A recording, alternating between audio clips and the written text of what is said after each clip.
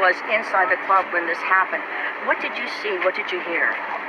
Just the continuous bang of the gun. It was just bang, bang, screaming, and loud noise. And the other guy next to me was shot, and I thought it may have been liquid, but it was blood. And I know that when I turned around to look, that everybody else was falling and dropping, and everyone was screaming. The privacy fence, I know, went down.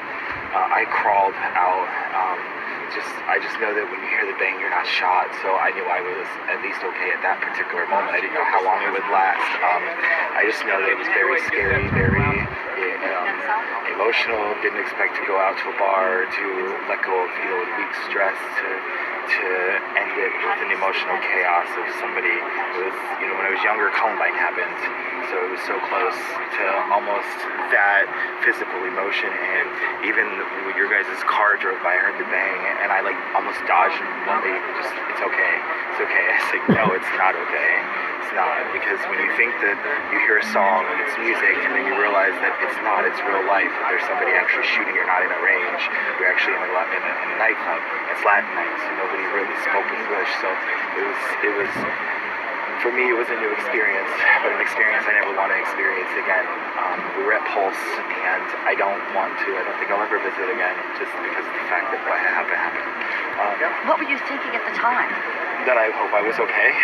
That I don't know if you remember this series, Queer as Folk, but in season 5, I believe it was, Babylon exploded. Cindy Lauper was playing, and that's kind of what went through my head. And you were telling me you tried to help people. I was. There was a person who was on the ground who was shot in the back, and when I walked by him, I didn't know if he was dead or alive, and I was just like, hey, hey, hey, and I heard him, and I had gone down, and I had actually been crawling out with my drink in my hand, but I put it down, of course, because I didn't want to get in trouble, but I did help him up. I threw his arm over mine, I carried him around, and when I realized that he was all bloody and his blood was all over me, and it wasn't my blood, that I had to make sure somehow how to find it. I took my bandana off, tied it, and put it in the hole to make sure that whoever was coming to help us could help him. And after they were able to get him, because he was shot in the back, I helped somebody else who was shot in the arm.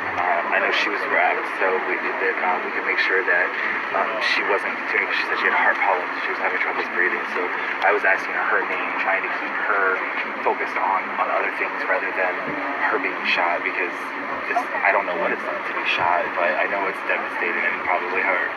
I know that you're very upset, Christopher. When you heard that boom, you started crying. I did, because they evacuated us, told us there was a bomb threat, and telling us, we gotta go. But seeing all of these bodies that are tagged red and yellow, and trucks with the people that were yellow, that were able to walk and get in these trucks to go to the hospital, and the red tags in the ambulance, and then hearing the explosion is just, I did. You're right. I pulled up over there, and I was wanting to hide behind my truck, because I don't even know if it's over, or if they're gonna drive by, or I don't know, because it sounded like there was more than one. There couldn't have been just one, because it was continuous. It didn't stop. It didn't. It was just bang, bang, bang, bang, bang, and a normal gun has 6, and it had to have been, all I could think was extended clip, or I don't even know. I have no idea. I don't know. I don't know guns, so all I know is the bang, bang, and the screams, and I'm down, and I can still feel my elbows, my knees, with the pain from hitting the ground, and I can still feel like I see it, or I'm there in the back of my mind, but I'm glad I'm okay. And I was going to say, Christopher, we're glad that you're okay as well. So you just heard this very compelling story from Christopher Hansen, and we're waiting for police to tell us more information, and as soon as they do, we will pass it on. Christopher Hansen, he was inside the club. He was inside the club when everything started to erupt in gunfire, and I'm sorry. He said that there was at least 20 that he saw that were wounded. Police marked the bodies with yellow and red tags. Red tags were for the ones that were more injured. He was able to crawl out of the club and make it to safety, but he stayed with 2 different people that he had met He helped both of them. He said that he had a handkerchief that he wrapped around their wounds. He stuffed a gunshot wound. He stuffed his handkerchief inside to make sure that this person was okay. A few minutes ago, before this Periscope started, we heard a really, really loud boom coming from the area of Pulse. We have no idea exactly what has happened at Pulse, but Christopher did tell us that there was a bomb threat there. He said that police told him to get out because there was an apparent bomb threat. We have not confirmed that.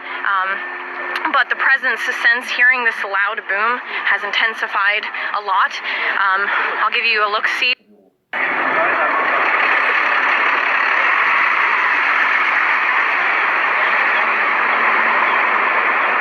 can't see too far down the street, and I don't want to get in the way of law enforcement. But there is a good dozen extra cars now.